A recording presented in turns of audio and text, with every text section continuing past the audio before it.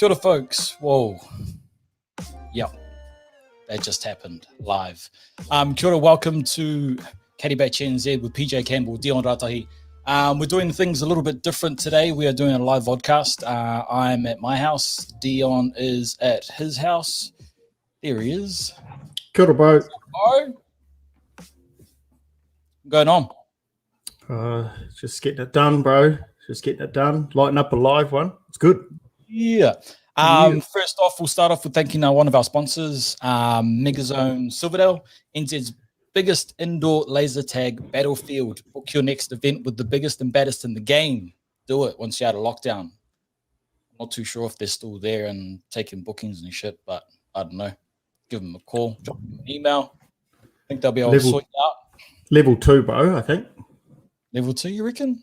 Yeah, bro. All right, we will intro our guest now. We have welcome back, actually, bro. Hey, we did this guy here. Yeah, I think this is his third appearance on the pod. That's right. Third appearance on the pod. Wow, there he is. So we have Callum Cameron on the right, Josh Presland on the left. How are you, boys? Good, boys. Good. Evening, boys. Not the old good. Yeah. Good. Third time, man. What is it? I'm the original. You are. OG. Oh, I thought that was going to be it. Oh, no. Oh, look, and Buddha. Yeah, man's making on cue, bro. Like, literally, dying. This guy. I know. Yeah. Good start. Gets more media attention than I do. Knows where to be and when to be there, bro. That's awesome. Shot books. To be fair, I opened Yeah, it's been good. Yeah. Hang on. Let's clear this up first. How are you two together in the same place? Sharing mics. How does that work? It's Back to the Future. It's Photoshop. I'm Michael J. Fox, and I actually damn old. So yeah, you're a doctor. Yeah. Oh yeah. Explain to us. Are you in some sort of entanglement or just pat him? Joshy moved in 6-7 weeks ago. Like that, yeah. We've really taken the relationship to the next step, and Joshy's missus moved in too, so yeah. Oh, so on and off the field. Yeah, it's not work together, play together. Oh, yeah, not work together, play together. We've still separately got something to cuddle. I'm just different bedrooms. Yeah, yeah. So work bubble and walk home together. Nice. But no, it's been good. Like. It's literally just been mowing the backyard. Yeah, exactly. Literally. Must be good having the two of you in the same household, on site, being able to just get the mahi done. That's got to help. Oh, like I said earlier, it's just getting it done. So it's definitely way handier. Yeah, totally. Course is still just as busy, except no one's got a carry bag. Yeah, man. Yeah, it's a pram. Either lockdown. Your either purchase was a dog, a BMX bike, or a pram. Some ghost clubs. I was out there today with my kids. It was a nice little walk. We had his little bike, didn't fall off. He loved the slopes. Yep. No. Yeah, some of those greens, heaps of slope. Rack it up, speed them up, mate. Speed them up. Oh, double roll. Yeah, man, he had some pace on some of those greens. Man, that video, I thought you were just being the stink dad. Go down the hill, so I can full cake it. All right. Before we get into the questions, if anybody's watching, you can sign in and ask questions. We'll do a little Q&A with the boys halfway through, and then another Q&A with the boys with your guys' questions at the end. So get them in. All right. First question I have for you boys, man, is how did you both fall into this industry? I know, Callum, that you were a postie, so your calves were getting the daily workout of doom. But what are your guys' stories, man? You go. Oh, I mean, as we discussed earlier, it's a bit of a weird one, this industry, I suppose. I suppose if you're not into golf at a young age, you don't really know this job kind of exists in a way, I guess, which I certainly didn't. I suppose I was just kind of doing my own thing and had a mate working in the similar industry and just went through like that, went through the interview process, ended up at a golf course. And here we are now. Yeah, it's a weird one, but definitely a great job to be with. But wicked. Were you throwing the sticks around too, bro, before you started? Nah, man. Nah, man, not at all. Even I think the first maybe 4 years into working, I barely hit a golf ball, and then just started, I suppose, just appreciating the job more, and yeah, just wanted to start hitting the ball around. And wicked. Yeah, definitely an amazing sport to play. What were you doing before this, Josh? What were you doing before this? So went over to England when I was younger just to play a bit of cricket. Came back, obviously needed a job. I started doing it just part-time to start with. Then got offered full-time contract, and yeah, just fell in love with the job and the industry and went from there. Cal was lucky enough to kind of grab my hand and bring me over to this side, and yeah, never looked back, I suppose. Nice. Man, that's wicked, bro. That's wicked. Always trying to some new talent, boys. Just trying to create a culture from outside and people looking in. It's sometimes not the most glamorous job in the world, especially in winter times. But yeah, man. Now we're a big family, and it's just we're lucky probably have the team size we do, and it's just trying to, you want to come to work and enjoy what you're doing, and basically just hanging out with your mates, aren't you? Yeah. We'll give each other a stick. But it's a pretty small industry. Is it a small industry? We're still create good relationships, whether it's a field day, a conference. You boys obviously went to the latest fine turf conference with the GMs, which was a good one. Even a wider network of people probably in the office that you don't really see who the GMs are and stuff like that, which was a good opportunity. Even the Eden Park boys got a good relationship with them. The Cricky boys. It's just putting yourself out there. Yeah, we are a small industry, but I think we're all pretty like-minded, have the same challenges, and it's good family.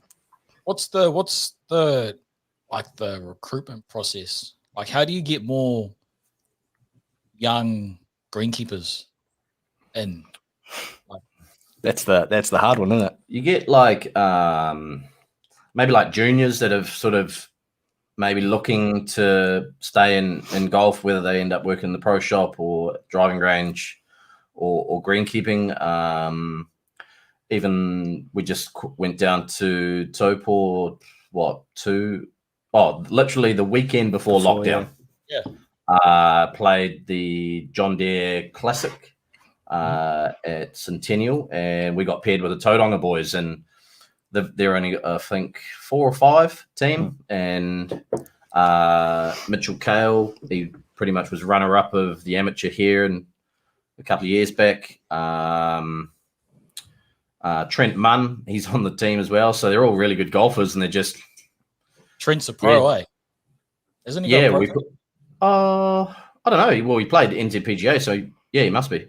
Yeah. He's got his pro. Or was he amateur? I don't know. Yeah. I suppose, like I said, though, if you're not kind of around golf at a young age, there's a lot more out there, I suppose, to people's eyes than greenkeeping. So that's, I suppose, the hard one. But we're definitely always on the lookout. Yeah, always. It's hard. I think even we were talking the other day, it's sort of trying to push maybe women in turf.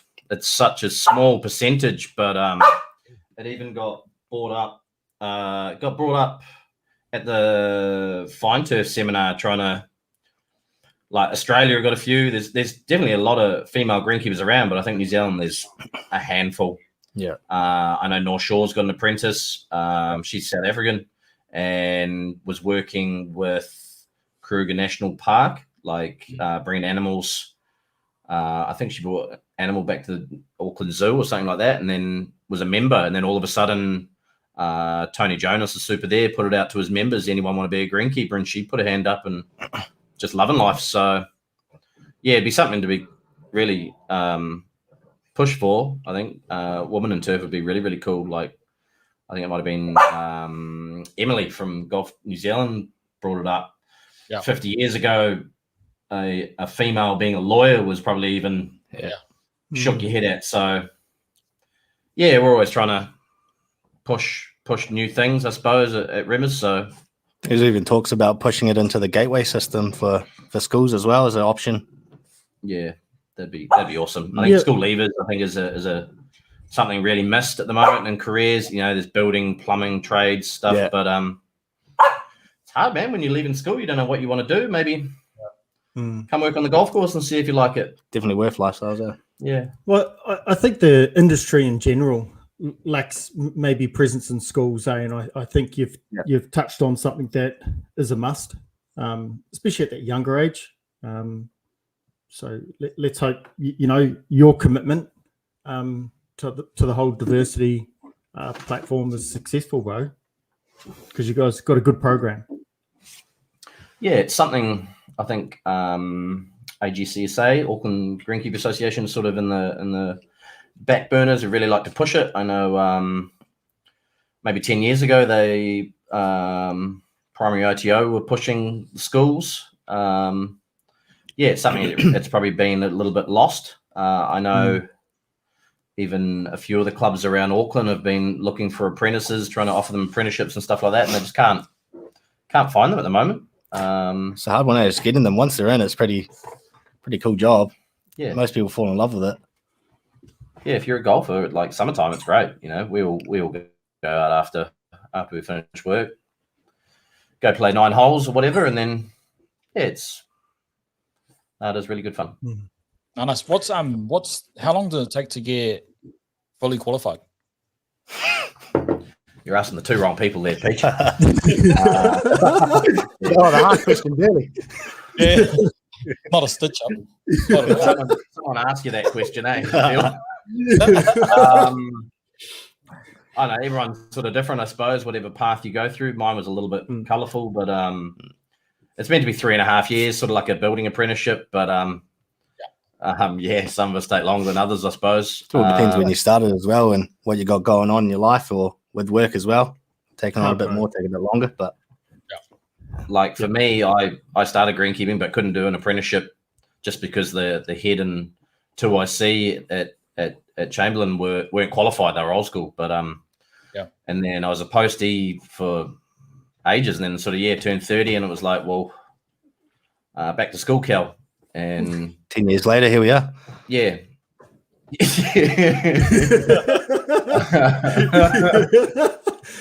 I'm not 40. Sorry, bro. But that's obviously just part of the journey, though. You know, there's like you said, Josh, there's a lot of distractions along the way, and other things pop up, but you're still getting it done, right? Exactly, and everyone's got a story to tell, and it's just life, you know. All got kids, know how much that takes up time, and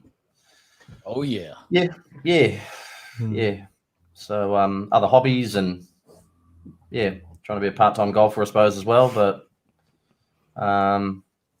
it's good. It was sort of a real proud achievement, I suppose, to finish it, took it off the box, and Joshy was the same.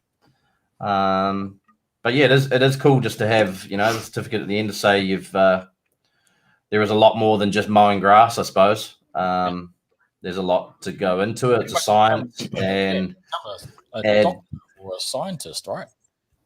Yeah, I suppose it's sort of like botany is plants, but we're sort of turf management is just grass, and trying to get the best possible service for a golfer. It's never easy, depending on the elements you're in and climates and subclimates, I suppose. But so it's the perfect example of this job as it's however how far you want to push it. You know, what do you want to learn and how far do you want to go, and that's kind of your limit. Yeah. You're just trying to keep it consistent sort of day in, day out, where it's hard now. You see PGA Tour. They've had time, I suppose. You're only seeing that golf course for a week. Yeah. You're not seeing what I think the Olympics was probably the perfect example when you had man. the guys and then the girls the next week, and you actually, well, Greenkeepers, I suppose, see it more. Just seeing how stressed the golf course was after 2 weeks of, Dashing, yeah, tournament prep, and that was a golf course that hadn't been really played on before the Olympics. So, yeah, hats off to all the Greenkeepers in New Zealand who sort of either got a half decent budget or no budget or heaps of machines or no machines sort of thing. But they make it work. They know what they're doing. They know their site, which is pretty much the biggest thing. So what? Oh. Yeah, sorry, bro. Oh, you add, like I was just going to say, you add traffic into the mix. It's great when you've only got some golf courses I know, like the higher end golf courses around, they don't have much traffic. So I suppose, for us, it wasn't until that Instagram post from the quiz. I didn't even realize Remuera had the most members in New Zealand. Yeah, man.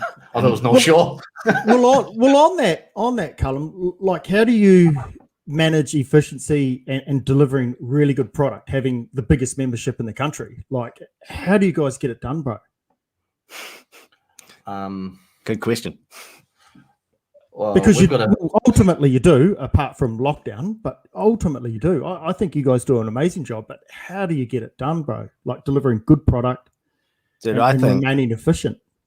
For us, it's just we've got an amazing culture and an amazing team, I think, which everyone works for each other, which is important, obviously. We've got great systems in place, I suppose, as well, and an amazing leadership. I don't really know how to explain how we get it done. We just you almost get into a metronome of just going. Because you've got to be having, you've got to be having like 280 plus open slots daily, right? I mean, how do you cut grass, mow grass, roll grass? In wintertime, it's probably about 250. Yeah. In wintertime, it can probably get up to 350. And then on Thursday, you have your morning field 120, and then the afternoon field another 120, and then 5:30 shotguns another 120. It's just like, and then I suppose your normal after 3 o'clockers in summer anyway, hitting a couple of balls or whatever. But yeah, course gets a hiding, but the expectation is huge, and we pride ourselves on what we can present and deliver. But just efficiency, and just in the morning, it's a running race, bro. Yeah. It literally is a running race. So you do most of your work. But so you're just hitting the ground sprinting. Yep, basically. Summer we got 9 minutes to get out there and get in front and go. That's it. You just got it. But you guys have this thing where Monday afternoons are closed, right? Yeah. How has that worked out for you guys? For us, amazing. Yeah. For the golfers, probably not that great. Yeah. It was just to try and give the golf course a little bit of a rest. Obviously, COVID has been a different beast where we were ejecting sort of 65, 70,000 rounds at the pace we were going. And, yeah, obviously it's always been demand for members to try and get on the golf course. But the expectation, I suppose, for the golf course, it just needed a little bit of breathing room and us to not be in the way. I suppose, for us, Mondays is about, obviously giving it a rest as well, but trying to do all our major cultural practices on a Monday afternoon. Stay in the game, catch up. To stop that, also doing it within golf, because everyone loses then. We lose, golfers lose. That's not efficient. The perfect example, we used to get complaints when the sprayer was out. Yeah, you could be spraying water, and I know, obviously, just the anxieties, I suppose, of seeing taboo subject, a mask, a suit. We're just trying to look after ourselves and with health and safety. But it's never a good look. What are they spraying now? Yeah, and we haven't had a single complaint in the last year because we pretty much do all our spraying on a Monday. Dusting greens, punching holes, the whole shebang. So it's been definitely a positive, but you just get so much done in 5 hours with no golf. No traffic. So level 4's got to be an absolute blessing in disguise to some degree. And then even level 3, like you guys must be How do you operate? How does the golf shop operate under level 3 when it's only household bubbles / singles? That must be kind of good for you guys, maybe. Yeah, like traffic wise, less last traffic. level 3. Well, I think this time around, nothing. Clubhouse will be closed. Yep. I think even seeing a lot of the other courses in level 3 now, just the old little drive-through window. Yeah. See you later. No rakes, just a hole cut in the middle of the green. We're fortunate enough. There's actually quite a lot of families that have either got husband and wife or husband, wife, kids. So it either could be a 1 ball, 2 ball, 3 or 4, but they'll stagger out the 1 balls in the morning and then maybe the 4 balls. There's probably only maybe 2 or 3 households that have actually got 4 in their same bubble that are members. But even then, golf course gets a rest. It is quite odd at the moment, though, isn't it? Like we'll head out to work, for a couple of hours here and there, and rather than golfers around, you just got people pushing prams, and it's quite weird, a bit eerie. So I suppose it is quite nice going back to level 3 and actually seeing people play your product. Golfers, Yeah. I think level 4 at the moment, it's more the kids all pointing at tractors and stuff like that. It's must just be, I know Not something you usually see in Auckland, right? Yeah, there's been lots of positive feedback on socials, and we opened the golf course up last year and did the same this year, and all the neighbourhood have been really respectful to the golf course. Loving it.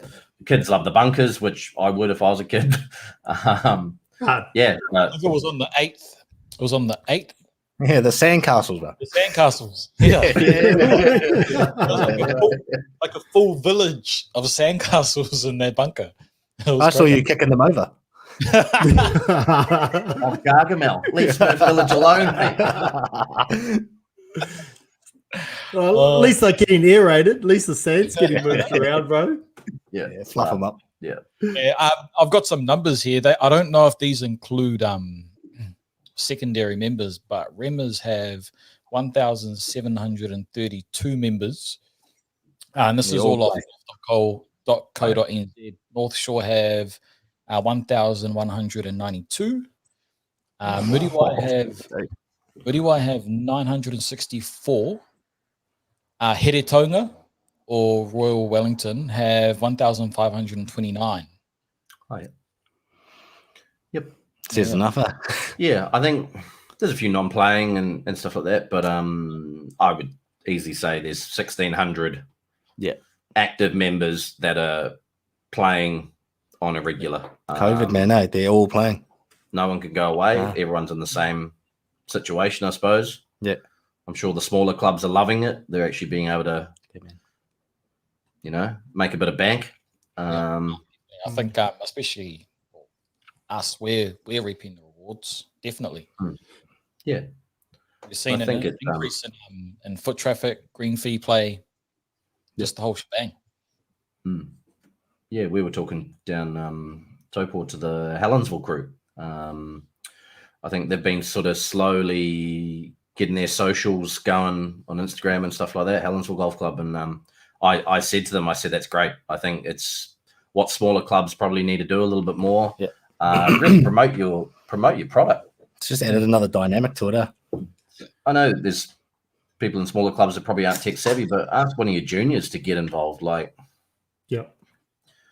It's steer easy them in the right free. direction. But I thought Helensville were doing a great job with their socials. It's really cool.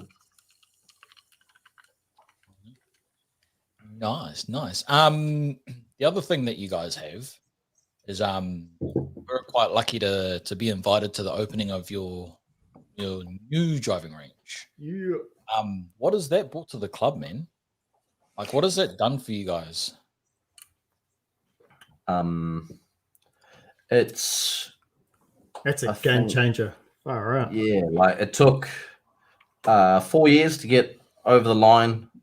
I think from our GM's idea, and then it took 4 years to get over the line. Obviously, risk management, and this is how much it's going to cost. And I think it was 12 weeks. It's insane, just the numbers. Occupancy isn't even at 50% yet, and I think they said they're working at 34% capacity at the moment. So, and Wow. it's around. And just something new, kids, females, Everyone, guys, tradies. Yeah. I Change the think game. someone said it's better to rather than you going to the pub to meet the boys, you're going to hit balls with the boys. Way easier to sell that. Yeah. There's no chat about there's food and beverage at the range, but No. when you come home in a really good mood, well, And I've rocked up to do some practice, and I've snapped a few of the boys pulling their clubs out of the car, heading to the new build. Yeah, it's just we're we're central. Yeah. It's like $20 a head. They do twilight now on a Tuesday night and full service. Set a tab up and away you go. Don't have to leave your bay. 9 holes of virtual in winter with heated. How dangerous is that though? Very. Away you go. We're biased because we're walking home, but I think like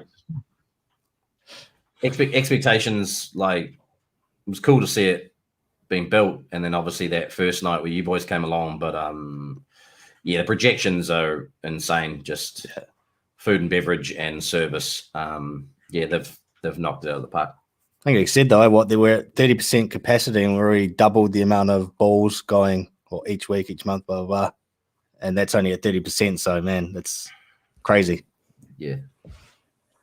Yep. And they've just finished the fitting bay. Yeah, right? That was pretty much just on lockdown. I think there was still a little bit to go, but just trying to get a little bit more professional, I suppose. And I know all the pros have been rubbing their hands together just to have a little space where they can, sell some good product and service, lessons, custom fit out. Just trying to keep up with the Joneses, I suppose. I mean, it's definitely a heck of a lot more than just the driving range. Well, I think until you go there, you don't actually realize how cool of a space this is. Yeah. How much? Once you're there, you want to go back again and again. How much of a social space it is, though, right? Yeah, it's massive. Downstairs, like the bookings are insane. We haven't actually hit summertime yet, so man. You got that courtyard up the top. The whole courtyard goes out. Yeah. All right, it's gonna fly, man. Yeah, there's and it's not a 5-hour round, so the game becomes a lot more accessible, but it also becomes accessible to our non-golfers, our non-members. Man, it's just like a no-brainer. It's just amazing. I see so many parents, that go down there with the kid, pop them down on the chair for half an hour or so, wax some balls, get the wife a vino. And they're set, it's a lot easier to justify that than a 5-hour round. Mum's not there. It's just that's daddy daycare. Actually, I think I took my son. He might have only been maybe a month old, and rugged him up, had him in his little capsule, got him down. First 5 minutes, all good. After that, had to leave the balls. Yeah. Off I go. Yeah. Okay, you win, Bo. Worth it though. All right. I think we're going to get into some viewer questions. All right. Michael McGlynn. What's the one thing you wish golfers did more of to help you manage your course better? Come on. This could go a few ways, eh? I think maybe your effort in the bunkers of raking it so you left it sort of so your mate behind you is in a little bit better lie rather than you've raked where you've hit your shot and then sort of walked out. And I think the Ducks have probably got less footprints than what you leave. Well, that's what. And even chatting to other guys around other greenies around same, but there's been some education. What's your preference? Do you prefer rakes in bunkers or rakes out of bunkers? This is an ongoing chat. Yeah, rakes in the bunker, but just not up against the lip or in the middle of the bunker. Throw it back in. Yeah. Get it in there. Yeah. Because well, ultimately you get relief, right? If the ball's up against it. And then if it's in the middle, it's accessible to those of us that have to play out. And then it's not in your way around the surrounds of the bunker, maybe. I don't know. I always think, like, I don't want to be hitting a rake outside of a bunker and then end up in the bunker. Hard. Yeah. But what if it stops your ball from going in the bunker? Oh, you can. This is going to go on forever. Yeah, I don't. That's I just would rather. Because if it's up against the wall on on the edge there, and the ball stops, then we deserve it, because the reality is we should be on the fairway or the green. I think it's just a culture thing. It's a culture between golfers and clubs. Obviously, it's hard for us because we're so busy, but So it's funny though. Like I've done it a couple weekends, and we have a loudspeaker and microphone, and we've called up every tee time, and every tee time is please replace or sand your divots, repair your pitch marks, and leave rakes inside bunkers. They come up the 9th hole, which has a green front bunker. It's always outside. Like you can try, but there are some that are just they've been playing the game for 50 years. Yep. I think it's just general care factor. I think just needs to be lifted. It's an asset. It's what you play on, what you're paying money to play on. Why not look after it? We can only do so much, but pitch marks are another one. It's I know you guys at Howick were doing some videos. I know there's one from Tipuki. Matt did a good one. Just repairing a pitch mark properly, I think, rather than the old lift it up. You get that out. Here, just the brown coin. I suppose the easiest example to give you, like when they in and where are we? Yeah, there, in and up, rather than get a backer in the middle. But everyone just seems to be in a rush. There's everyone's, I suppose, too scared of slowing down play that they don't want to take the time to do something properly. They'd rather just half-ass it, I suppose, and move on. Yeah. All right. Moving on, we've got a question from Thomas. Why don't you guys verticut more often? Mr. Thomas. They got Wi-Fi in fielding. Shout out to Big Puppy Shaw down Fielding Golf Club. Big Ron. If anyone could tell him to go putt left-handed, change your life, mate. Honestly, it'll change your life. I tell everybody that. Go putt left-handed if you're struggling. I could think of a couple of other people that could take up that tip too. Yes, so could I. Yeah, me. Good question. Verticutting. For us, we're creeping bent. There's. Hang on, just for the listeners at home, what is verticutting? So verticutting is when the grass stands. The grass lies down, I suppose, and you're just sort of trying to like a light scarify, I suppose, or you're trying to just take excessive clip out. You're sort of almost thinning them out. I suppose that. And then once you mow, you end up getting a much more even surface. Some guys who have got pile greens, they try and verticut and dust to try and speed them up. Yep. Because pile greens just grow like crazy, but just different characteristics. They get really thatchy. That's why if you're not keeping up with it, you get the real soft, especially in winter or summer.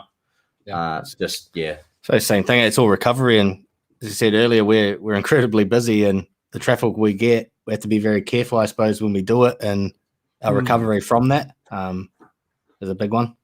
Because the more sensitive that your greens become, especially I guess when there's pace involved, right? The harder it is to keep them, to more reuse them the next day. Get the other stuff, We feel like we can get pace out of them pretty easily, but it's, it's that fine line of getting them too fast, and then how hard do you push? Questionable pin placement, and then and how hard do you push them till they start checking out a bit? And Yeah, for us, we like to brush. It's probably a little bit more than verticut, just to try and stand it up and then mow to keep grass, because we don't want to. We're traffic, like I said. It's our, when you say brush, pretty much just managing what's in front of us. When you say brush, you literally mean like a large brush on a. We're not walking with them though, but Just on the back of the bunker bike, there's a big. Like a sand, like is it the same as like a sanding brush? Or yeah, same sort of thing. Yeah. Like a sanding mat. Yeah. Oh, just stands the grass up, and then you mow the opposite way, and just get a much more even surface. But okay, so you're actually brushing it against the grain. Yep. So you're always going to get your grass creeping down slopes. Yep. Oh wow. Usually, cool. Yeah. Little tricks for trade. We'll go one more question, and then we'll go back to our own questions. Anyone you follow watching. We have Caddy Love. How many hours do these boys and work? Oh, too bloody many, bro. How many hours a day do you guys usually average do? At the moment, and at this stage, just your normal average day, not lockdown days. In summer, probably 10 hours, pretty easy a day. 19 hours. So we work Monday to Friday, then every third weekend. Yeah.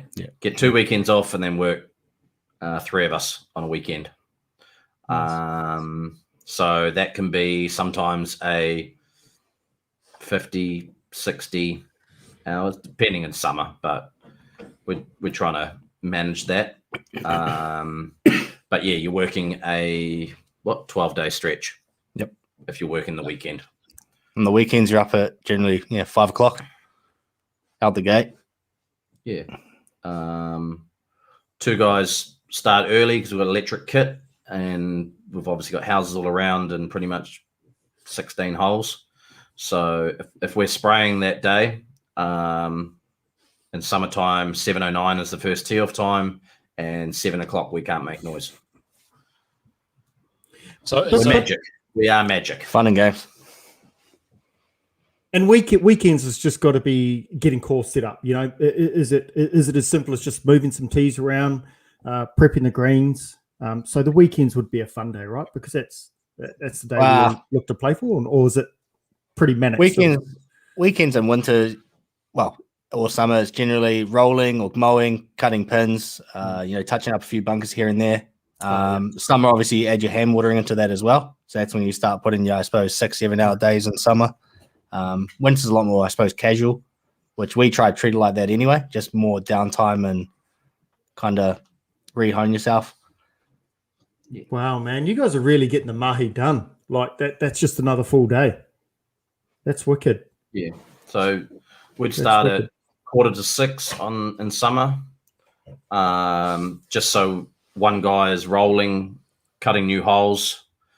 The other guy's going around doing the bins, moving the tees, spot raking, and then maybe doing a little bit of irrigation, like a little bit of watering before play. And then once the other 2 boys are finished, you've got 6 holes each to check tees, surrounds, and greens for watering. We irrigate obviously at night time, but always the rule of thumb is to try and keep your turf a little bit drier than wet, just for health. And then we fill in the spots. So you're not trying to do the job of a sprinkler, are you? You're just trying to keep them going through the weekend, get you to Monday till you get the cavalry back, I suppose. Yeah. There's always certain greens that have got, ridges and hot spots and stuff like that, where you sort of just we've been around the traps, I suppose, long enough. You know which are your problem greens or yeah. But, okay, so Jay Love has just come back and goes, "Fuck, true. You never really see them." That's how efficient they are, Jamie. That's how efficient they are. That's the sign of a good greenkeeper, mate. But to be honest, like if you go to those premium courses, Cody Cliffs, absolutely. Well, that's the thing. You can jump around. Yeah. You can jump around a couple of groups, can't you? You've never seen, but you got 3 groups on every hole. You're going to see us every time. impossible. But yeah, you go up and play somewhere like Cody Cliffs. As soon as they see a golfer, they've jumped the fence, gone behind a tree. As soon as you're gone, they're back out doing the work. Suppose it's different as well, from your weekend member to your weekday member. You know, they see you every time they play, and on the weekend we're gone. They don't see you. Yeah. Maybe Jamie's jumping the fence when the course is closed. That's why he's not seen you guys. Shot, Jamie.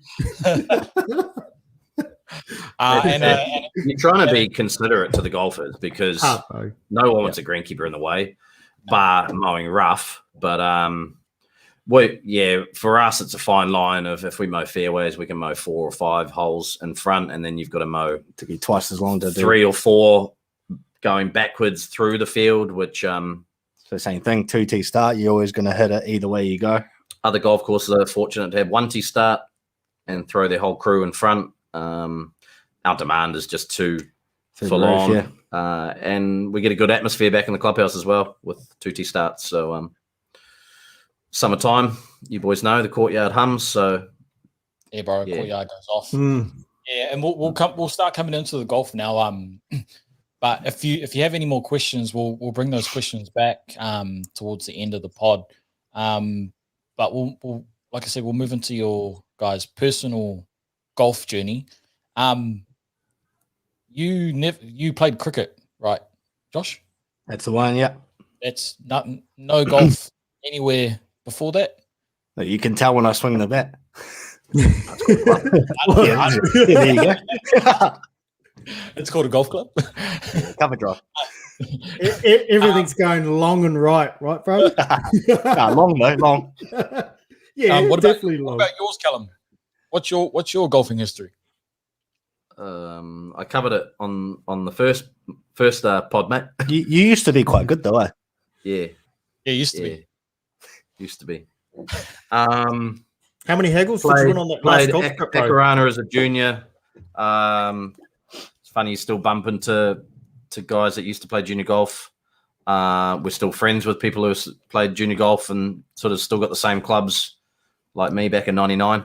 Are you actually friends, or are you just acting like friends? Yeah. Oh, we're good cop, bad cop at work, but yeah. But golf's been. I've been playing golf since probably, I don't know, Whangamata 9 hole was the start of me. Then I think I was probably 11 or 12. Joined Ekarana. Went to the Grange for a couple of years, and then had a kid, retired from golf, and then picked it up again and started putting left-handed. And thanks, mate. Been on a few tours. Yeah, a few boys trips away, and won a couple haggles. Yeah, I'm good for 9 holes.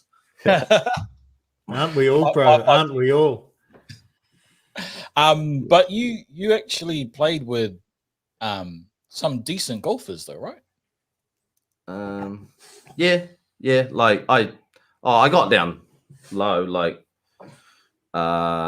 playing junior pennants and stuff, and like Brad Heaven, he's like Josh Geary's caddy, but Brad Heaven was like literally, I think he won New Zealand Amateur at like 16 or something like that. He was sort of like, wow, I don't know, the Josh Bye, I suppose, of now. Yeah, we got Robbie Turnbull now. He's sort of 14 or something and plays off +2 or 3. They're just getting younger and younger, and the handicaps are lower and lower. But those two have just grown like 5 feet in like a year. Yeah. Junior pennants was cool. Senior pennants was the same. Played a mid-am a couple of years ago down Omanu. Played with Dale Clark. Dale Clark turned pro, and now he's back to amateur status. But my God, it was just, I think he shot 66 that day and had like 7 lip outs. It was, it's amazing to see that caliber. He come back and won the next year too. Yeah. Wouldn't put him past it. He's just, some amazing players. Even at Remmers, there's been some amazing players come and go, and still now the next junior depth is huge. It's cool to see them, I don't know, tiny, and then they come back after a school holidays and they're growing and hitting it longer. But yeah, it's a sport like we all know, young and old. You're just trying to Good or bad? have good mates, and if the beer's still cold at the end, well, During. yeah. Any aspirations to get back into it properly, or you done? I think he's talking to me. It's more of a time thing. That's good for me. Yeah. Very good. You get the bug, man. Like, you get the best story was like 6 months ago. We went out to Mudawai. Myself, Josh, Brent Telpo, shout out to Brenty, to I see out there.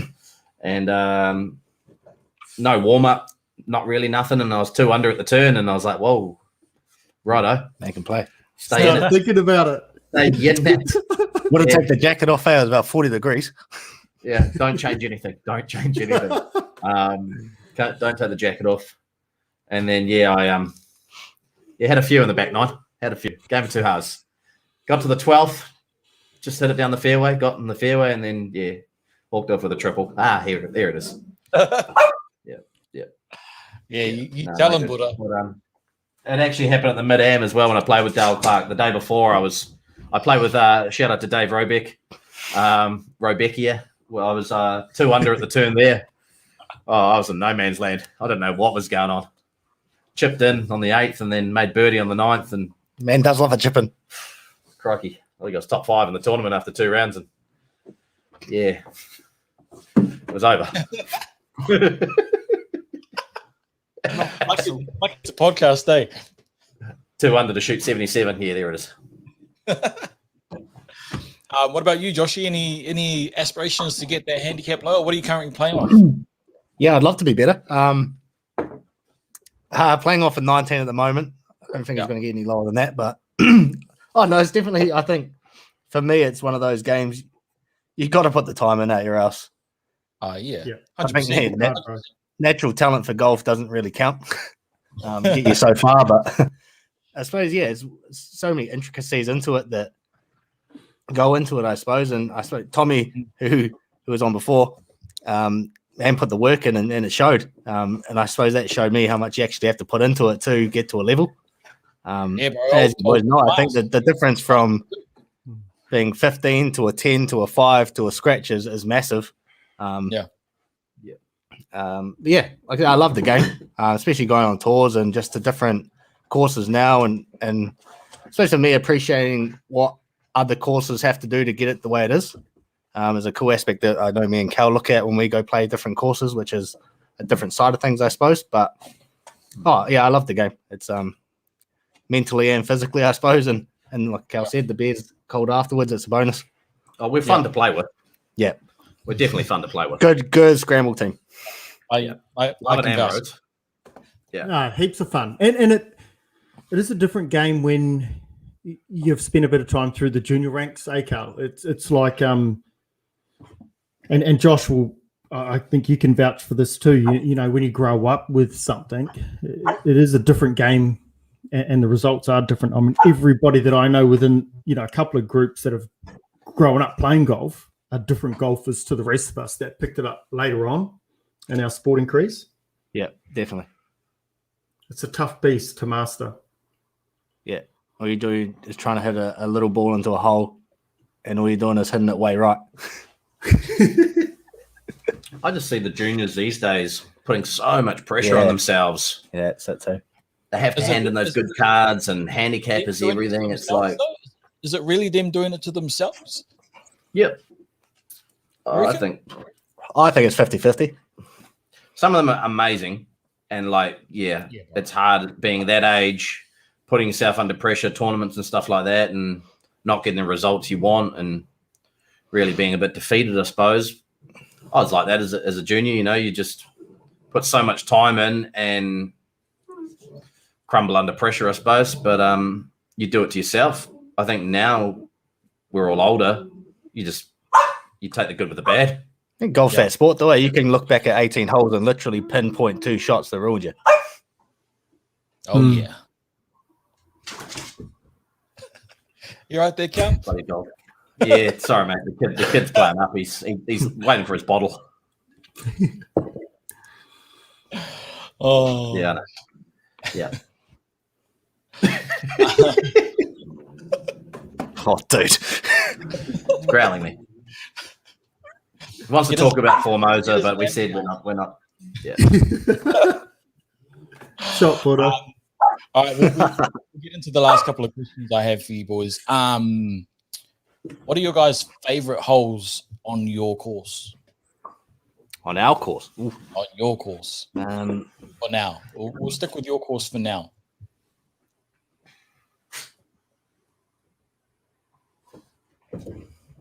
You got to say the third. The third's always got to be there. Yeah. Water, bunkers, all in front of a green. Yeah, I like 3. Yep. Can really, depending on what tee you play off, really change, obviously, the distance and the elevation or drop, shall I say. Yeah, I heard it's always a good one. Is the back tee no longer in play? Is that? It's the back 3 tees are no longer in play.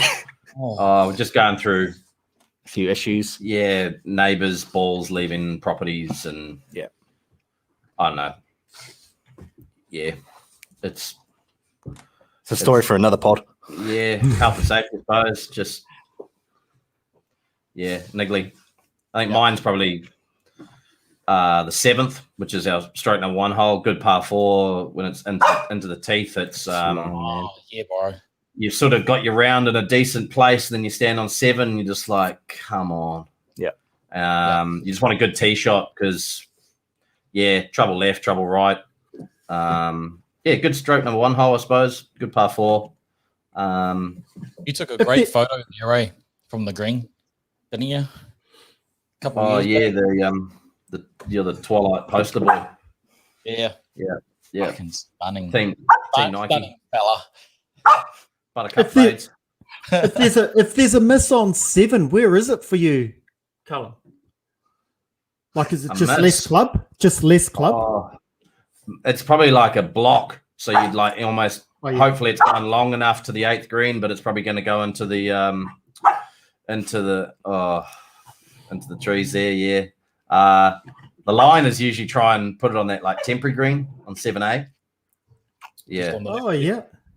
That's it's depending if I'm like playing half decent and then you sort of care, but depends how 6 we're on you. Yeah, that's usually it. But 10 I can't stand. Nah, worst hole ever. Hate starting on 10. If I start on 10, I'm not breaking. I'm shooting 90. Double. I don't mind 10, eh? I don't mind 10. You can play a draw. I can hit any club and it just I'm riding 6 more times than not. Yeah. What are you guys playing on 9? How do you play 9? That dogleg left. No, not well. Like a real closed face, trying to like play like this, almost like a rope. Try rope it around the corner. 4-iron, 5-iron if the tees are up short, but hard. I reckon just a 5 to the middle, eh? I don't think about it. I just get on the tee and just swing around the big body. And as PJ saw earlier, though, there is the gap in the trees. I was doing while I was doing a little walk around the course, I was giving like little playing tips for the boys on a couple of the holes. Yeah. I don't think they'll get to play there though. 9 doesn't really get me for some reason, but 10 up there. Real head games. 10's actually a really good hole. Like you have to be long enough to be able to have a decent second shot in, and then long elevated green. The worst bunker in Auckland. Yeah. I don't know. We've still got 6 holes. We've still got 6 holes to redevelop, and that's an old like original bunker, and it's just What about how do you guys play 16 par 5? Yep. Oh, works for the shot shape. It's more just trying to like, unless it's summertime, you can probably get there in 2. Like you'll get a play a little. If you get a good driveway in summer, around and it'll take a hard bounce and get right around the corner, and just send it long on the green. Yeah, I don't like going down the bottom of the hill. I'd rather have my approach like it's a long way up from down there. Play up from down the top of the hill. From up. Yeah. Then it's just a hybrid to the green, eh? If you're on top of that, on the left of center, isn't it? That's a good shot. Yeah. What about 15? 15 just ruins me. Oh, yeah. That gets a lot of people away. Say they'll lay up still in the lake. It's all wind direction, eh? Like, Yeah. That can you can change either a lot. pump driver and I think the And- last time I played with you, Cal, didn't you drive the green? Mo Masters. Mo Masters was with shout out to Big Hawani Hakarai. Yeah, I was very vocal, had my Warriors polo on, and yeah, It was your year.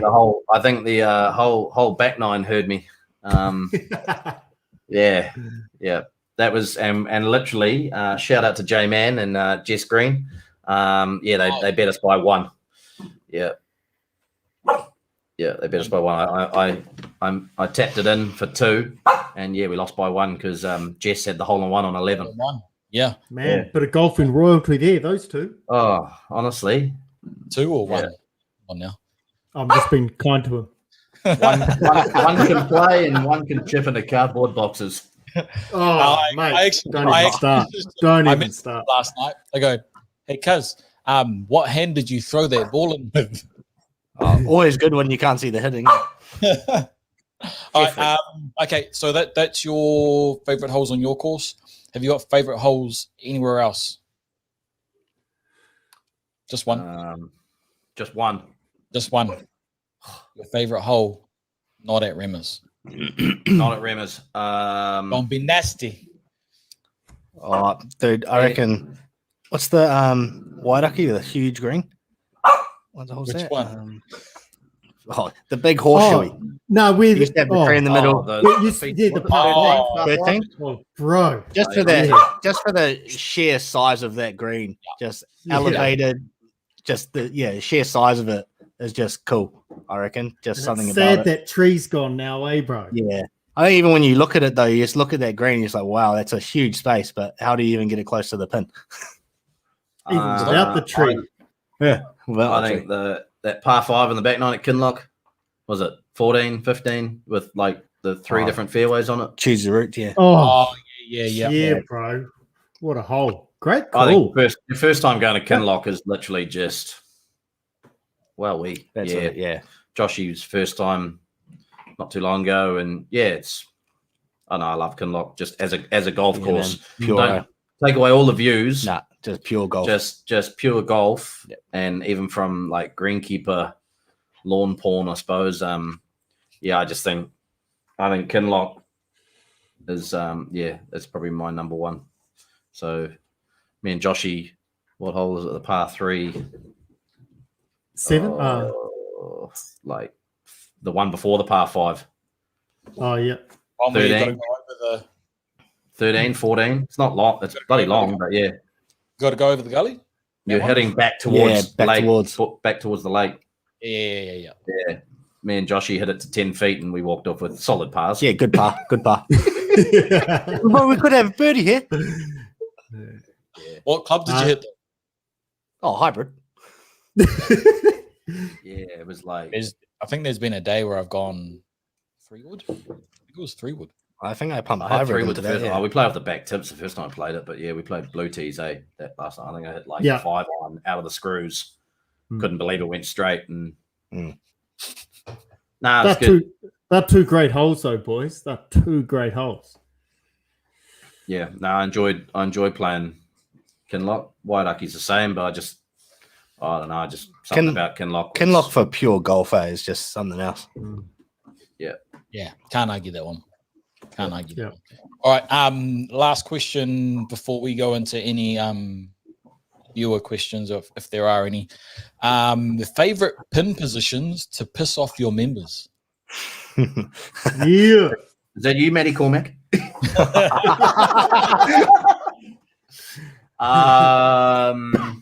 What is At some Remmers, really for some reason, the amount of times we have chats about don't put it there and it ends up a front right or a front right-ish on 15. As you said, hard enough hole anyway. Yeah. Honestly, these greys don't come for free, mate. Yeah. It's like looking after kids sometimes. Back left on 17 plays like a par 5 on a Wednesday. on 17? Yeah. Oh, fuck. Par 3. Yeah. Can play Don't put it there often. It's probably the nicest part of the green because it doesn't get cut there often. But people can't get there. That's probably the worst ones. 9 and 10 can sometimes get pretty quick, but that's doesn't matter where you cut it. But 15 is always the maybe once every 4 months it might get cut there. You can always have a bit of fun with 7 with the ridge through the middle. Yeah. Can you honestly? Damn kids. Yeah. Like I said, it's hard because you can get the greens just slightly a little bit quicker. Yeah. And that's when a pin placement can become tricky. I suppose that's the thing. We're so busy and so jam-packed that we can't really be, but we aren't that creative, I suppose, with pins because we need to play keep moving or else you get log jammed. Can't have people 4-putting all day. No, I think it's more the golfers are so used to a certain speed. Yeah. You speed up your greens just a tiny bit or the wind dries them out. Yeah. And then all of a sudden they haven't respected the hole. They know it's a quick putt down there, but they still the old D green. Yeah. But no, we're trying to, majority of us in the team are golfers. We sort of know there's always going to be that one cheeky pin just to create some chat at the 19th. But got to. It's either won you some money or lost you some money. Yeah. No, right out. All right, thanks, boys. We've got one question here. Who's got the best greens in Auckland? Us. In your opinion. Come on now. In Auckland, I'll say Mirawa. Oh yeah, I'd say Gulf Harbour. Yo. I just every time I go to Gulf Harbour, it just seems to be they're massive. They're in the elements, like real windy, so they dry out. I don't know, it just must be. Yeah, I'm quite jealous how big they are as a greenkeeper. You can heaps of different pin placements, manage the traffic a little bit better. I know. I just think with the tools that Gulf Harbour have, they do it bloody well. Like everyone's got great greens. I think on their day, everyone can make their greens awesome. But I know you always go play Gulf Harbour and they're always good. Yeah, so I'll give Ryan and the crew out at Gulf Harbour Royal Auckland obviously got new greens.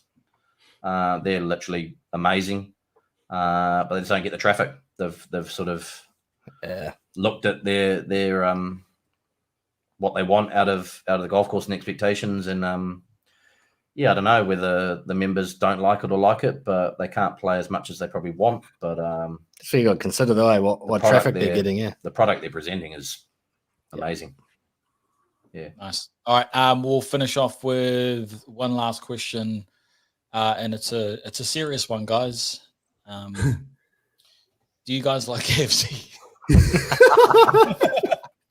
And that's from Ola's life. Oh man, loves the wiki winger. Down to level 3. Go on, level 3. Another Wahia KFC's just Huntley KFC. We can just really finishing on the hard questions. Yeah, bro. I love KFC, mate. Love a wiki wing, especially after give me some gravy. A dusty Thursday. I want to know how much golf those boys are playing. It's only 2 days in. Repair your pitch marks. Don't get excited. Yeah, fix your divots. Oh, they ain't doing that. They are not doing that. I can guarantee they are probably the worst. Isn't that what Greenkeepers are for? I think when Auckland goes back to level 3 and we're allowed to go play golf again, you look how many pitch marks are on the greens when we haven't had a single pitch mark. Yeah. Well, how many weeks are we in level 4 now? I don't even know, but yeah. Week 3. Week 3 Week now. 3. Yeah. So they've had 3 weeks, no pitch marks. Mm. So please do your golf course justice and your greenkeepers justice. Look after them. If you want nice greens, take the time and just repair your pitch marks. Preach. All right. Do you have anything else to probe the boys with? No, nothing probes, but Yeah, and maybe a little bit premature, but massive respect to you boys. I mean, biggest membership, getting a mahi done, and the way you get it done, man. Like, should be super stoked, and your members should be really appreciative of just how well you guys do it, man. Because it's not as simple as what I guess a lot of people think. So, big respect, boys. Well done. No, I appreciate that. Oh, thanks, bro. Thanks. No, it's good. Yeah, It's good, like bro. you said, props to you boys and all the other greenkeepers that are out there doing level 4 and level 3, doing the work and keeping our surfaces in check. Whatever on holiday. Props to the Greenkeeper Association. I know Dean Murphy was a massive push last lockdown for Golf NZ, just to help us get back on the golf course and be able to just do what is essential to present a product coming out of lockdown. On behalf of any greenkeeper watching, thanks. It's mental health is obviously a big one, and I know for our team alone, just coming in and doing sort of 4 or 5 hours of work, chucking the tunes on, and just seeing your mates and being huge one. It's so easy at the moment with no golf. Thank you. This thing ain't not only just doing it for ourselves and our own mental sanity, I suppose, but we're doing it for every single golfer that's out there to have something to come back to. Yeah. And just to expand on that too, it's not about maybe golf having, special privileges. I guess if you broke it down and we didn't have you guys on course for this 3 or 4 weeks, the conditions of the courses would deteriorate so quick, right? And then it becomes a huge expense. It then cuts into the playing time, no matter what the alert level is. So, to be allowed on course to keep the courses to a certain condition, there's so many positives to being able to be on course, right? Absolutely, man. Absolutely. There's definitely no privileges or special treatment. It'll become a multi-billion-dollar repair bill. Oh, absolutely. And these small clubs won't be able to go. It's wintertime, man. It's just being able to do what you feel like, just to give your course a little bit of a breather, and it's a living, breathing golf course. And essential maintenance is what you feel like your golf course needs. Yeah, it's always going to vary. And let's say we don't want to come out of this and have to shut again. We want to come out of this thriving and moving forward and getting our golfers out there and enjoying the product. That's exactly it. So that's a good way to end it, boys. Great way to end it. Thank you very much for joining us. No, thanks, boys. As always, pleasure, man. And bro. Caddy Bach NZ on the up, killing it out there. Yeah, shot putter. Yeah, we'll catch up today. Butter's gone to bed. Thank God. Man, awesome. It was awesome. Shot, boys. Thanks. Cheers, boys. Sweet. Thanks, boys. Oh, bro, how was that? Bro, that was sick. Really good chats. Man. First live podcast for you. Yep. Yeah, bro. Yeah. No, it was good. And come back with Mr. OG himself, Mr. Callum Cameron. Yeah, the original gangster. Wicked. Man loves the yarn. Man loves the yarn. So shout out to those boys for coming on board for this round. And also everyone that jumped online and threw some questions, man. Like really appreciate the engagement. Mad respect hanging out for KFC. We've got a few options for our next podcast. I reckon we throw up another podcast for the next one. We'll get that one organized and we'll post it up on our socials. Yeah, bro. Try and get a few more viewers and questions to our guest. Yeah. Sound good? Yeah, bro. That's us. Once again, thank you to our sponsor. Which sponsor will we go with? We'll just go with the same one. Yeah, bro. Hard. NZ's biggest indoor laser tag battlefield. Book your next event with the biggest and baddest in the game. That's us for this episode, folks. We'll catch you on the next one. Let me pull up this one, go here, and then there. I can't stay. No, I always gotta go. Playing house, this ain't a home with my soul. On the road, I can't stay. No, I always gotta go.